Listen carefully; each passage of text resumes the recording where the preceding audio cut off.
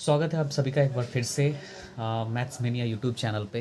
इस वीडियो में हम लोग बात करेंगे trigonometric ratios for some standard angles. इससे पहले ट्रिग्नोमेट्रिक का 2 लेक्चर आ चुका है। अगर आपने उसको नहीं देखा है तो पहले उसको जाकर देखो। मैं उसका लिंक डाल दूंगा डिस्क्रिप्शन में या आई बटन पे डाल दूंगा। और इस वीडियो में हम लोग देखेंगे सम स्टैंडर्ड एंगल्स के लिए ट्रिग्नोमेट्रिक रेशियो की वैल्यू क्या होती है। फॉर एग्जांपल 30 डिग्री के लिए, 45 डिग्री के लिए, 60 डिग्री के लिए काफ़ी इंपॉर्टेंट एंगल्स हैं। हम इस लेक्चर में 0 डिग्री और 90 डिग्री को कवर नहीं करेंगे, क्योंकि 0 डिग्री और 90 डिग्री को मैं किसी स्पेशल लेक्चर में कवर करूँगा। तो चलिए स्टार्ट करते हैं। तो सबसे पहले मैं आपको इसके प्रूफ के साथ समझाऊंगा। जैसे फॉर एग्जांपल इसको समझने के लिए आपको सबसे पहले एक एक आइसोसेलेस ट्रायंगल बना के मैं बताता हूँ। सपोज़ हमारे पास एक आइसोसेलेस में बोल रहा हूँ। सपोज़ हमारे पास एक ट्रायंगल है, इक्विलेटरल ट्रायंगल, ठीक है, जिसमें A B equals to B C equals to A C है। ठीक है, इक्विलेटरल ट्रायंगल के तीनों साइड इक्वल होते हैं। और इक्विलेटरल ट्रायंगल की खास बात क्या होती है कि इसके तीनों के तीनों जो एंगल होते हैं वो 60 डिग्री के होते हैं। बेस एंगल भी 60 डिग्री का होता है और ये जो वर्टेक्स का एंगल है वो भी 60 डिग्री का ही होता है। क्योंकि ये एक इक्विलेटरल ट्रायंगल है, हम इसके तीनों साइड को 2a के इक्वल मानेंगे। इसके इक्विलेटरल ट्रायंगल के तीनों साइड इक्वल होते हैं। हमने कह दिया कि ये जो ए बी है वो भी 2a है, ए सी जो है वो उसकी भी लेंथ 2a है, एंड बी सी इसकी भी जो लेंथ है वो 2a यूनिट है। ठीक है, मतलब कि हमने तीनों को 2a के इक्वल करवा दिया। अब हम इस इक्विलेटरल ट्रायंगल में एक कंस्ट्रक्शन करेंगे। हम वर्टेक्स ए से बी सी पे एक मीडियन ड्रॉ करेंगे। मीडियन दैट मीन्स कि इस बी सी के मिड पॉइंट को ज्वाइन करेगा। ठीक है, सपोज इस पॉइंट को हमने नाम दे दिया डी। ठीक है, और डी जो है वो मीडियन है।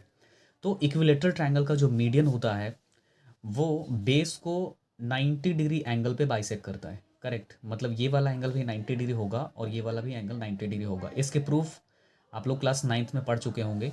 कॉन्ग्रुएंसी में इसको पढ़ाया जाता है कि इक्विलेटरल ट्रायंगल का जो मीडियन होता है वो बेस को राइट एंगल पे बाइसेक्ट करता है, और इसके जो वर्टेक्स के एंगल हैं वो भी बाइसेक्ट हो जाते हैं। दैट मीन्स कि ये जो लाइन है ए डी वो एंगल बाइसेक्टर का भी काम कर देता है इस एंगल ए का।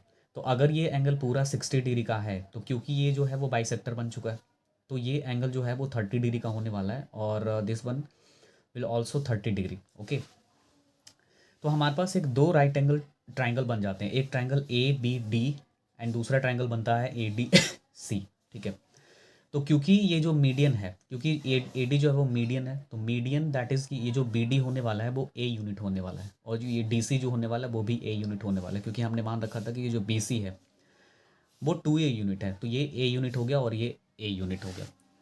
अब हम लोग करेंगे क्या कि इन दो राइट एंगल ट्राइंगल में से किसी एक में हम लोग बात कर लेंगे। सपोज मैं राइट एंगल ट्राइंगल इसमें बात कर रहा हूँ ए बी डी में। तो ए बी डी में हमारे को क्या पता है, हमारे को राइट एंगल के सामने ये जो 2a है वो हाइपोटेनस मालूम है। ठीक है, हमारे को ये बेस पता है, मतलब कि बी डी, और हमें हाइपोटेनस नहीं पता, सॉरी हमें परपेंडिकुलर नहीं पता ए डी का लेंथ। तो हम सबसे पहले ए डी का लेंथ पता करेंगे। सपोज ए डी को हमने एक्स यूनिट बोल दिया। ठीक है, लेट से जो ए डी है वो एक्स यूनिट है। तो अगर हम इस राइट एंगल ट्रायंगल में पाइथागोरस थ्योरम यूज़ करेंगे, तो by the help of Pythagoras theorem क्या कहती है कि H square equals to P square plus B square होता है। ठीक है, ये सबको मालूम है। तो एच की जगह पे हम लोग 2a रखेंगे, क्योंकि 90 डिग्री के सामने जो साइड बनता है वो हाइपोटेनस बनता है। और पी स्क्वायर दैट इज़ ये परपेंडिकुलर हमने एक्स माना है, तो ये हो गया एक्स का square, plus B square base को हमने माना है ए यूनिट, दैट इज़ ये हो गया ए स्क्वायर। ठीक है, तो यहाँ पे होने वाला है ये 4a² equals to X square plus का ए स्क्वायर। मैं ए स्क्वायर को इधर ले आऊँगा तो ये हो जाएगा 4a² minus A square equals to X square. 4a² में से ए स्क्वायर सब्ट्रैक्ट करोगे तो ये बचेगा 3a² equals to X square. और अगर मैं यहाँ से एक्स की वैल्यू लिखना चाहता हूँ तो ये जो एक्स के ऊपर में जो स्क्वायर है वो इधर रूट बनेगा, that is under root 3a²। तो जो एक्स की वैल्यू निकल के आने वाली है वो रूट के अंदर से तो रूट के अंदर से 3 बाहर आ नहीं पाएगा, और ये स्क्वायर है तो इस वजह से यहाँ पे ये ए बाहर आ जाएगा, मतलब कि एक्स की वैल्यू आ गई।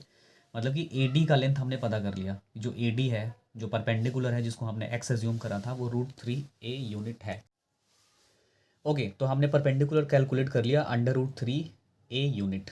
ठीक है, अब हम इस राइट एंगल ट्राइंगल में बात करेंगे ए बी डी में। इसको मैं समझाने के लिए आपको बाहर निकाल के दिखा देता हूँ ये वाला जो ट्रायंगल है, जिस ट्रायंगल में हमने पाइथागोरस थ्योरम लगाया, इसका नाम ए था, ये डी है, एंड ये बी था। बी डी जो था वो ए यूनिट है, ठीक है। और ये परपेंडिकुलर जो हमने निकाला है वो अंडर रूट 3 ए यूनिट है। और ए बी की लेंथ हमने पहले से एज्यूम कर रखा है कि ये जो है वो ए यूनिट है। ये वाला जो एंगल है वो 60 डिग्री है, ये वाला एंगल 30 डिग्री है, और ये वाला एंगल एंगल डी पे राइट एंगल बन रहा है, दैट इज़ ये 90 डिग्री है, ठीक है। तो अब हम लिख पाएंगे किसी एंगल के लिए, जैसे सपोज हमारे को लिखना है साइन साइन अब अगर हमारे को किसी एंगल के लिए ट्रिगोनोमेट्रिक रेशियो लिखना है, फॉर एग्जांपल हम लिखना चाहते हैं साइन 60 डिग्री के लिए, तो मैं साइन 60 डिग्री के लिए आपको लिख के समझाता हूँ। तो साइन 60 के लिए अगर हम ट्रिगोनोमेट्रिक रेशियो लिखना चाहते हैं तो सबसे पहले आपको ये देखना होगा कि साइन हम लिख रहे हैं इस वाले एंगल के लिए, तो जो साइन होता है वो परपेंडिकुलर अपॉन हाइपोटेनस होता है, that is P upon H. तो इस 60 डिग्री के एंगल के लिए जो परपेंडिकुलर बनने वाला है, इसके जस्ट अपोजिट साइड बनने वाला है। मैंने पिछले वीडियो में एक्सप्लेन कर रखा है कि जो परपेंडिकुलर बनता है वो एंगल के अपोजिट साइड वाला साइड बनता है, ठीक है। तो पी की जगह पे आप लोग रखोगे √3a, और hypotenuse that is right angle के अपोजिट अपोजिट साइड को हाइपोटेनस बोलता है। ए यहाँ से कैंसिल आउट हो जाएगा, और हमारे पास साइन 60 की जो वैल्यू आने वाली है वो √3/2 आने वाला है, ठीक है। तो देखा आपने, साइन 60 डिग्री इस तरह से लिखते हैं। उसी तरह से अगर हमारे को लिखना होगा कॉस 60 डिग्री, ठीक है।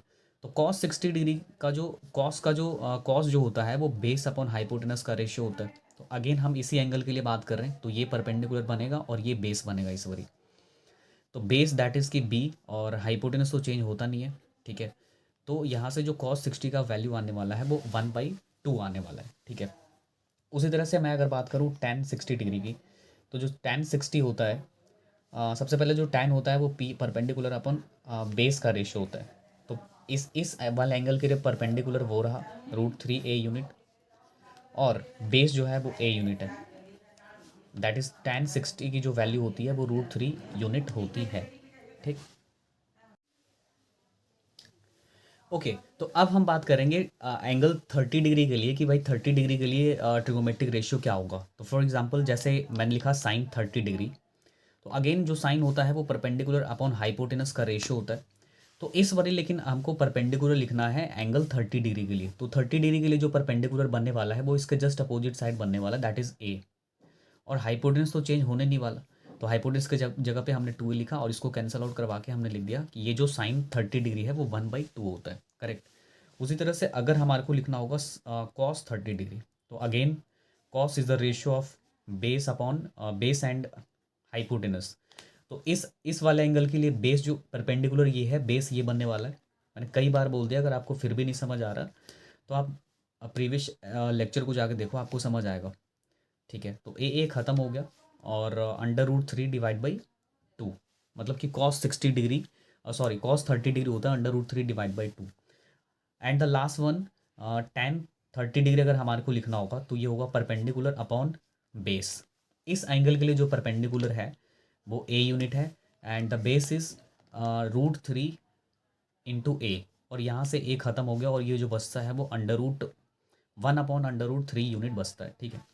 तो हमने 60 डिग्री एंगल के लिए देख लिया ट्रिगोनोमेट्रिक रेशियो, हमने 30 डिग्री एंगल के लिए देख दिया, ठीक। अगर अब आप बोलोगे कि सर आपने खाली साइन कॉस टैन के बारे में आपने समझाया, आपने अपने कॉसेक के बारे में नहीं बताया, सेक के बारे में नहीं बताया, कॉट के बारे में नहीं बताया। तो इसका अपोजिट, तुम ही सोचो कि जो साइन का अपोजिट होता है वो होता है कॉसेक। तो अगर हमारे को लिखना होगा कॉसेक 60 डिग्री, कॉसेक 60 डिग्री, तो भाई जो कॉसेक 60 डिग्री होने वाला है वो साइन 60 का अपोजिट होने वाला है, दैट इज साइन 60 अगर √3/2 है तो कॉसेक 60 जो होने वाला है वो 2/√3 होने वाला है, ठीक है। उसी तरह से अगर कॉस का अपोजिट होता है सेक, तो सेक, क्योंकि सेक 60 डिग्री है 1/2, तो सॉरी कॉस 60 डिग्री 1/2 है, तो जो सेक 60 डिग्री होने वाला है वो 2/1 होने वाला है, दैट इज़ 2 होने वाला है। उसी तरह से अगर मैं बात करूँ कॉट 60 डिग्री का, तो जो कॉट 60 डिग्री होने वाला है वो tan 60 का अपोजिट होने वाला है, दैट इज़ की 1/√3। सिमिलरली आप इन सारे एंगल्स को भी फाइंड आउट कर सकते हैं। ओके, तो हमने 60 डिग्री और 30 डिग्री के ट्रिग्नोमेट्रिक रेशियोज हमने देख लिए। अब हम लोग देखेंगे 45 डिग्री के ट्रिग्नोमेट्रिक रेशियो के बारे में, ठीक है। ये भी बहुत ही ईजी होता है। तो चलिए समझते हैं। सबसे पहले इसको समझाने के लिए मैं आपको बना के बताऊंगा एक isosceles triangle, right angle isosceles triangle. ठीक है, राइट एंगल आइसोसेलेस ट्रायंगल वैसा ट्रायंगल होता है जिसमें एक एंगल तो 90 डिग्री आपको दिखेगा, बट ये जो 90 डिग्री के एडजेसेंट साइड है, मतलब कि इस राइट एंगल ट्रायंगल के जो लेग्स हैं, दैट इज़ बी सी और ए बी, ये दोनों आपस में इक्वल होते हैं। ठीक है, मतलब कि इसमें गिवन क्या है कि A B equals to B C. तो ये एक राइट एंगल आइसोसेलेस ट्रायंगल है। सपोज इस इस साइड को मैंने बोल दिया A unit and this is also A unit. तो अगर ये ए यूनिट है, ए यूनिट ये भी है, तो हम ए सी की लेंथ प्रिडिक्ट कर सकते हैं bye the help of Pythagoras theorem. तो जो ए सी होने वाला है आप निकाल के देख लेना, अंडर रूट 2 ए यूनिट होने वाला है। ठीक है, पाइथागोरस थ्योरम निकाल अगर यूज़ करोगे ना तो आपको पता लगेगा कि ये होने वाला है। ओके, अब किसी ट्रायंगल में तीनों एंगल का सम तो 180 डिग्री होता है।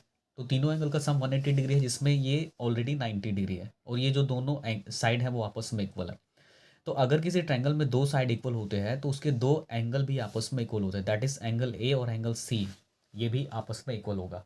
ठीक है, मतलब जितना ये उतना ही ये होने वाला है, जिसमें से ये 90 डिग्री पहले से ही है, तो इन दोनों का जो सम है वो भी 90 डिग्री होगा। ठीक, तो इस वजह से ये वाला एंगल एंगल ए 45 डिग्री होना चाहिए और एंगल सी भी 45 डिग्री होना चाहिए। ठीक है, अब हमारे को तीनों एंगल मालूम हो गए। अब हम ट्रिग्नोमेट्रिक रेशियो बड़े आसानी से लिख सकते हैं। ठीक, मैं आपको लिख के बताता हूँ। सपोज हमारे को लिखना होगा साइन 45 डिग्री। तो साइन 45, अगेन जो साइन होता है वो परपेंडिकुलर और हाइपोटेनस का रेशियो होता है। तो अगर सपोज हम इस एंगल के लिए बात कर रहे हैं तो इस एंगल के लिए परपेंडिकुलर होने वाला है इसका जस्ट अपोजिट साइड ए, और हाइपोटेनस तो चेंज होता नहीं है। तो साइन 45 जो होता है वो 1/√2 होता है। ठीक है, ए और ए कैंसिल आउट हो गया। सिमिलरली अगर हमारे को लिखना होगा कॉस 45, ठीक है, तो ये जो कॉस होता है वो बेस अपॉन हाइपोटेनस का रेशियो होता है। तो इस एंगल के लिए जो बेस है, परपेंडिकुलर ये है और बेस ये है, परपेंडिकुलर और बेस दोनों सेम है इसमें, इस केस में। तो कॉस 45 जो होता है वो 1/√2 होता है, मतलब ये दोनों जो होते हैं ना वो सेम होते हैं। अगर हमारे को लिखना होगा tan 45, तो tan 45 डिग्री की जो वैल्यू होती है, अगेन ये परपेंडिकुलर और बेस का रेशो होता है। ठीक है, तो परपेंडिकुलर तो ए यूनिट है और बेस भी ए यूनिट है, that is a cancel out हो जाएगा और हमारे पास बचेगा 1 यूनिट। तो tan कॉस और साइन कि हमने 45 डिग्री के ट्रिग्नोमेट्रिक रेशियो देख लिए। अब इसके हेल्प से आप कॉसेक भी लिख सकते हो।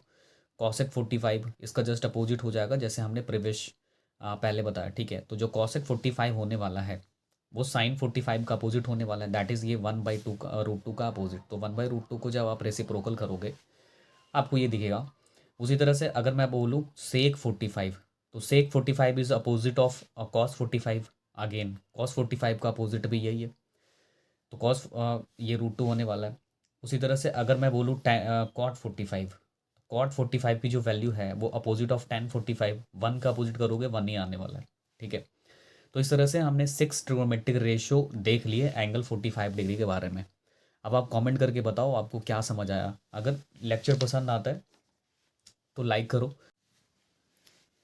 ये सारे स्टैंडर्ड एंगल हैं, काफ़ी इंपॉर्टेंट है, काफ़ी फ्रिक्वेंटली क्वेश्चंस में यूज़ करा जाता है। तो मैं रिकमेंड करूँगा कि आप इसको याद कर लो।